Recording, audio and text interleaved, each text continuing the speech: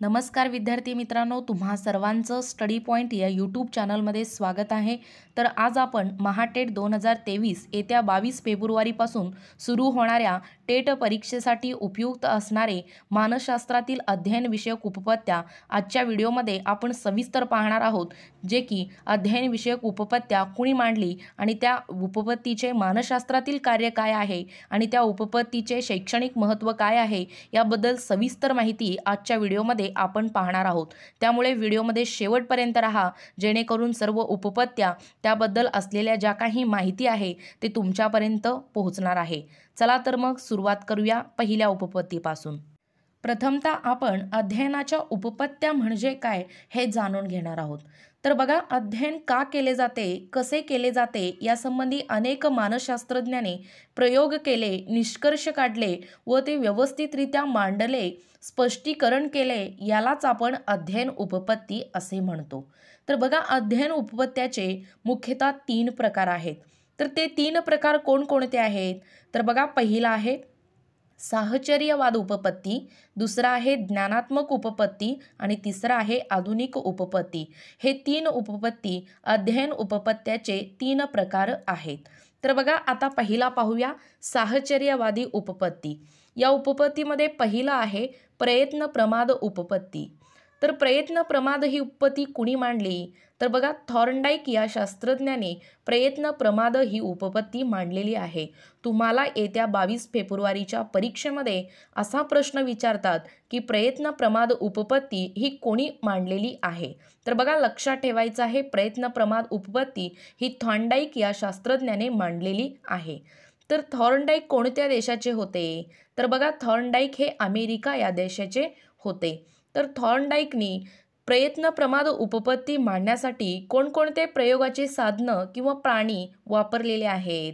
तर बघा, मांजर, कूटपेटी आणि मासे हे प्रयत्न प्रमाद उपपत्ती मांडण्यासाठी थॉर्नडाईक यांनी वापरलेली प्रयोगाची साधनं आहेत। त्यानंतर मानसशास्त्रातील कार्य काय आहे? या उपपत्तीचं मानसशास्त्रातील कार्य बघा, चुकत मुकत शिकणे आणि चुकांचे प्रमाण कमी करणे हे मानसशास्त्रातील कार्य या उपपत्तीचं आहे। त्यानंतर थॉर्नडाईक यांनी अध्ययनाचे नियम सांगितलेले आहेत। या उपपत्तीमध्ये अध्ययनाचे मुख्यतः 3 नियम सांगितलेले आहेत। तर बघा, ते कोणकोणते नियम आहेत? पहिला आहे सज्जतेचा म्हणजेच तयारीचा नियम, दुसरा आहे पुनरावृत्तीचा नियम आणि तिसरा आहे परिणामाचा नियम। हे 3 नियम प्रयत्न प्रमाद उपपत्तीमध्ये थॉर्नडाईक या शास्त्रज्ञाने सांगितलेले आहेत, लक्षात ठेवा। त्यानंतर या उपपत्तीचं शैक्षणिक महत्त्व काय असणार आहे? तर बघा, पहिला पॉईंट आहे शैक्षणिक महत्त्वामधला उद्दीपक आणि प्रतिसाद यांच्यात सहचार्य हे प्रयत्न प्रमाद उपपत्तीचं शैक्षणिक महत्त्वातलं पहिलं पॉईंट आहे। त्यानंतर दुसरं आहे गरज जिज्ञासा वृत्ती निर्माण होते, म्हणजे या उपपत्तीचा अभ्यास केल्यानंतर गरज जिज्ञासा वृत्ती निर्माण होते हे शैक्षणिक महत्त्व या ठिकाणी सांगता येईल।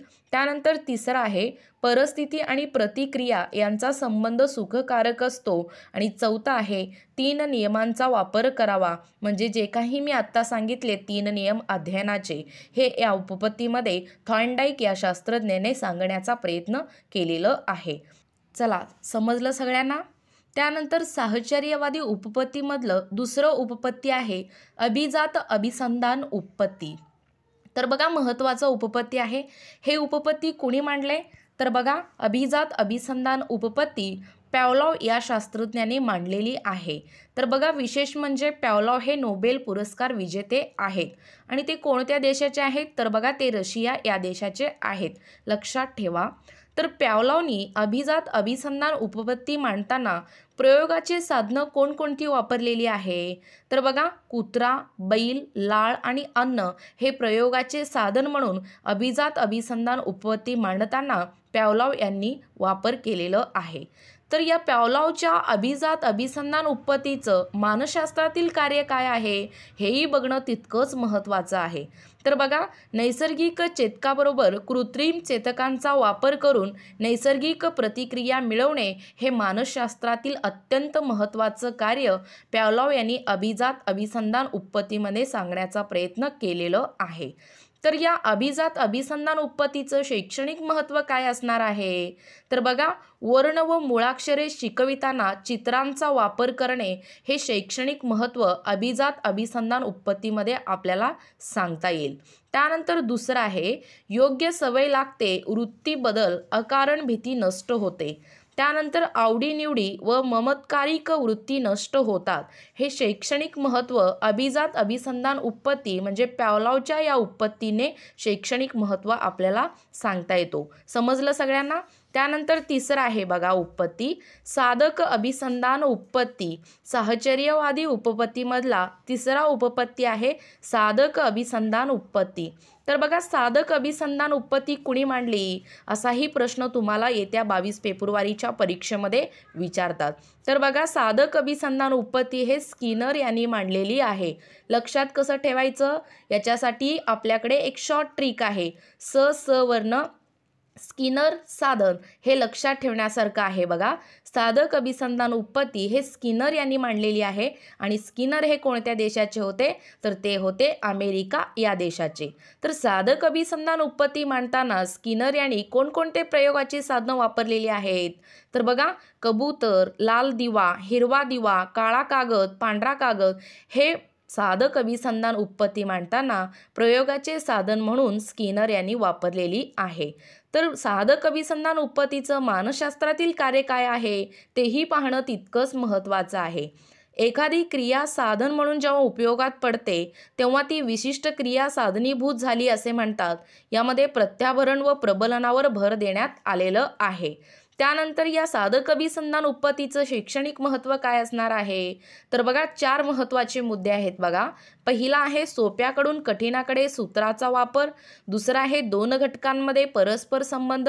तिसरा आहे क्रमशील अध्यापन. आणि चौथा आहे एका ज्ञानाकडून दुसऱ्या ज्ञानाकडे जाण्यास उपयोग होतो. म्हणजे हे शैक्षणिक महत्त्व साधक अभिसंधान या उत्पत्तीच्या द्वारे सांगता येतो. त्यानंतर दुसरा महत्त्वाचा मोठा उत्पत्ती आहे तो म्हणजे ज्ञानात्मक उत्पत्ती. तुम्हाला मगाशी मी सांगितले की अध्ययन उत्पत्तीचे मुख्यतः 3 प्रकार आहेत. त्यातील आपण साहचर्यवाद उत्पत्ती हे पाहिलेलो आहोत. आता दुसरं उपपत्ती आहे ज्ञानात्मक उपपत्ती. त्या उपपत्तीमध्ये कोणकोणत्या उत्पत्ती आहेत ते आपण आता पाहणार आहोत. तर पहिला आहे ज्ञानात्मक उपपत्तीमधला मर्मदृष्टी उपपत्ती. बघा, मर्मदृष्टी उपपत्ती कुणी मांडली? तर बघा, कोहलर व कोफका यांनी मर्मदृष्टी उपपत्ती ही मांडलेली आहे. तर तुम्हाला परीक्षेमध्ये मर्मदृष्टी उपपत्ती कुणी मांडली असाही प्रश्न कदाचित तुम्हाला विचारतात बघा. तर बघा, मर्मदृष्टी उपपत्ती मांडलेले आहेत कोहलर व कोफका. म्हणजे को लक्षात ठेवायचं आहे या ठिकाणी. तर बघा, मर्मदृष्टी उपपत्ती मांडण्यासाठी प्रयोगाचे साधन म्हणून कोहलर व कोफका यांनी कोणकोणते साधनं वापरलेली आहेत? तर बघा, प्राणी कोणकोणतं वापरलेलं आहे? तर बघा, चिंपांझी म्हणजे सुलतान हे प्राणी त्यांनी वापरलेलं आहे. मग या मर्मदृष्टी उपपत्तीचं मानसशास्त्रातील कार्य काय असणार आहे? तर बघा, समस्या ह्या स्वतः विद्यार्थ्यांनी मर्मदृष्टीने सोडवण्यात विद्यार्थ्यांच्या सभोवतालच्या वातावरणाचा अध्ययनात वापर करणे म्हणजे मर्मदृष्टी होय. तर बघा, या ठिकाणी मर्मदृष्टी म्हणजे काय हे मानसशास्त्रामध्ये सांगण्यात आलेलं आहे. तर या मर्मदृष्टी उपपत्तीचं शैक्षणिक महत्त्व काय असणार आहे? तर बघा, मुळाक्षरे शिकवताना सुटे न शिकविता एकत्रित शिकवावे. एखादा घटक वेगवेगळा न शिकवता एकत्रित शिकवावा आणि 2 परस्पर घटकांचा संबंध विद्यार्थ्यांच्या लक्षात आणून द्यावा आणि गोष्ट सांगताना प्रथम पूर्ण गोष्ट सांगावी व तिचा सार सांगावा. हे शैक्षणिक महत्त्व मर्मदृष्टी उपपत्तीच्या माध्यमातून आपल्याला या ठिकाणी सांगता येतो. त्यानंतर ज्ञानात्मक उपपत्तीमधला दुसरा महत्त्वाचा उपपत्ती आहे बघा. आता पहिला आपण पाहिलो मर्मदृष्टी उपपत्ती आणि आता दुसरा आहे क्षेत्रीय उपपत्ती. तर क्षेत्रीय उपपत्ती कुणी मांडली? तर बघा, कर्ट लेविन. लक्षात ठेवायचं आहे बघा, कर्ट लेविन यांनी क्षेत्रीय उपपत्ती मांडलेलं आहे. तर कर्ट लेविन यांनी क्षेत्रीय उपपत्ती मांडताना प्रयोगाचं साधन म्हणून काय वापरलेले आहेत? तर बघा, व्यक्तींचा परिसर महत्त्वाचा आहे बघा. व्यक्तीचा परिसर हे प्रयोगाचे साधन म्हणून वापरलेले आहेत. त्यानंतर या उपपत्तीचं मानसशास्त्रातील कार्य काय आहे? तर बघा, क्षेत्र म्हणजे व्यक्तीच्या परिसरातील परिस्थिती होय. आणि एखाद्या व्यक्तीच्या जीवनकक्षेचा अभ्यास करताना वर्तमान काळाचा वापर करावा हे मानसशास्त्रातील कार्य क्षेत्रीय उपपत्तीमध्ये कर्ट लेविन यांनी सांगितलेलं आहे। मग कर्ट लेविन यांनी मांडलेली जी काही क्षेत्रीय उपपत्ती आहे त्या उपपत्तीचं शैक्षणिक महत्त्व काय असणार आहे विद्यार्थी मित्रांनो? तर बघा, वर्तमान काळामधील परिस्थिती बदल विद्यार्थ्यांना मार्गदर्शन करावे आणि अध्ययनाची सवय लावावी, उद्दिष्ट स्पष्टपणे मांडावीत आणि सोप्याकडून कठीणाकडे या सूत्राचा वापर करावा हे क्षेत्रीय उपपत्तीमध्ये कर्ट लेविन यांनी सांगितलेलं आहे। त्यानंतर पुढची उपपत्ती बघा, ज्ञानात्मक उपपत्ती मधलाच पुढचा उपपत्ती आहे तिसरा, अध्ययन अनुदेशन अनुपदेशन उपपत्ती। तर बघा, अध्ययन अनुपदेशन उपपत्ती कोणी मांडली? तर बघा, आसुबेल यांनी अध्ययन अनुपदेशन उपपत्ती ही मांडलेली आहे। मग हे लक्षात कसं ठेवायचं? अध्ययन अनुदेशन या दोन्ही वाक्यामध्ये आहे, त्यामुळे आसुबेलमध्ये देखील आहे, त्यामुळे लक्षात ठेवण्यासाठी सोप्यातला सोप्या ट्रिक्स म्हणजे लक्षात ठेवायचं आहे।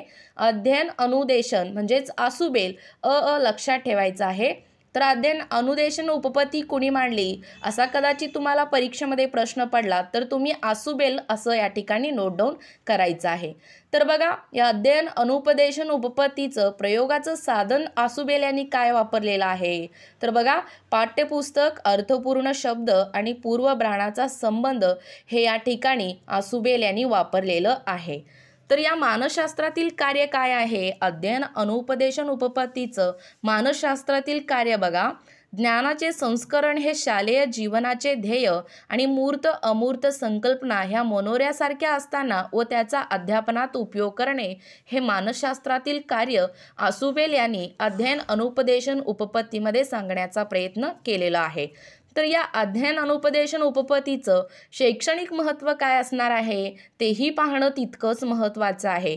तर बघा, पूर्वज्ञान व नवीन ज्ञान यात सहसंबंध आणि मुख्य मुद्द्याचे विश्लेषण करून अर्थपूर्ण शब्दांचा वापर करावा आणि ज्ञानग्रहण करणे हे शालेय जीवनाचा ध्येय आणि पाठ्यक्रमावर भर देणे हे शैक्षणिक महत्त्व अध्ययन अनुपदेशन उपपत्तीमध्ये आसुबेल यांनी सांगण्याचा प्रयत्न केलेला आहे। त्यानंतर ज्ञानात्मक उपपत्तीमधनं उपपत्तीमधला शेवटचा उपपत्ती आहे बघा, अध्ययन विषयक ज्ञानात्मक उपपत्ती। हे कोणी मांडलं? तर बघा, डॉक्टर ब्रुनर यांनी या शास्त्रज्ञांनी अध्ययन विषयक ज्ञानात्मक उपपत्ती मांडण्याचा प्रयत्न केलेले आहेत। तर बघा, अध्ययन विषयक ज्ञानात्मक उपपत्ती डॉक्टर ब्रुनर यांनी मांडताना प्रयोगाचे साधन म्हणून काय वापरलेले आहेत? तर बघा, ज्ञान रूपांतराचे सूत्र हे प्रयोगाचे साधन म्हणून डॉक्टर ब्रुनर यांनी मांडलेलं आहे।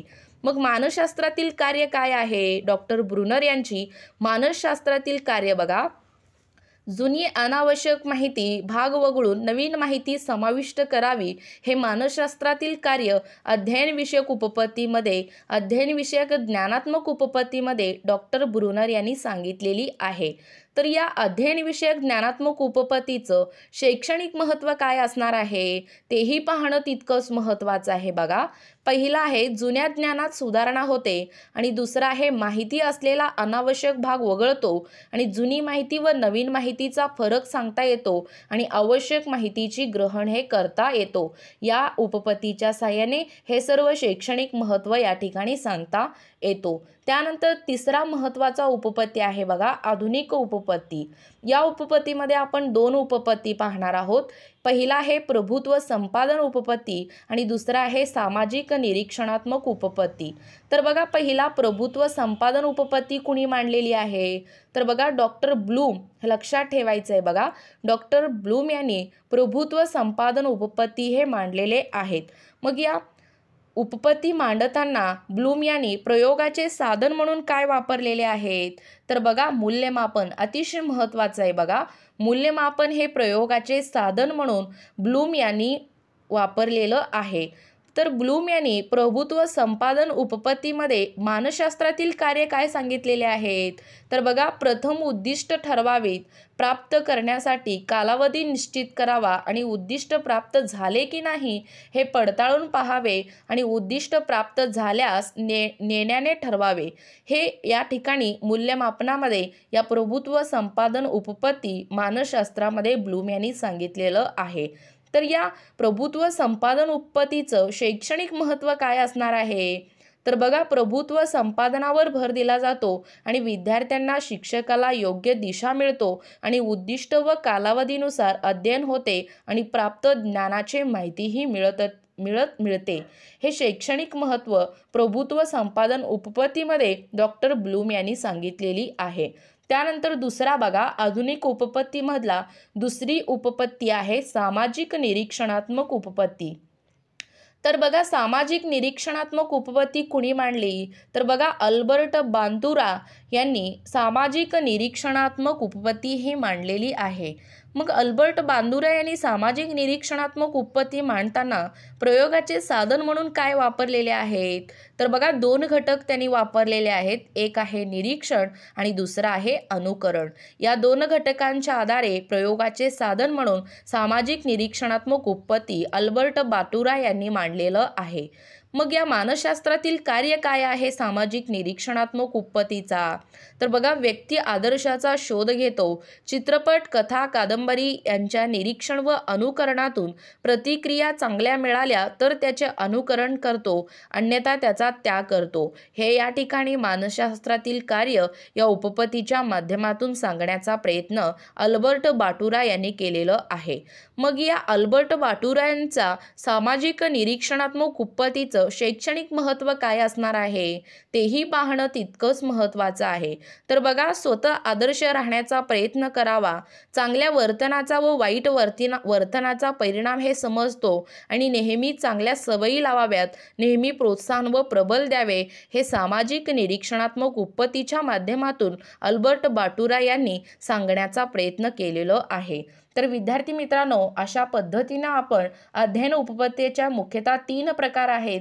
एक आहे साहचर्यवाद, दुसरा आहे ज्ञानात्मक आणि तिसरा आहे आधुनिक उपपत्ती. या सर्व उपपत्ती या ठिकाणी आपण आजच्या व्हिडिओमध्ये कव्हर केलेलो आहोत. हे सर्व उपपत्ती तुम्हाला येत्या 22 फेब्रुवारीच्या महाटेट परीक्षेसाठी अतिशय उपयोगाचे ठरणारे आहेत. त्यामुळे व्हिडिओ लक्षपूर्वक पहा आणि आमच्या अध्यापनाचे व्हिडिओ जर तुम्हाला आवडत असतील तर चॅनलला लगेचच लाईक आणि सबस्क्राईब करायला विसरू नका. धन्यवाद.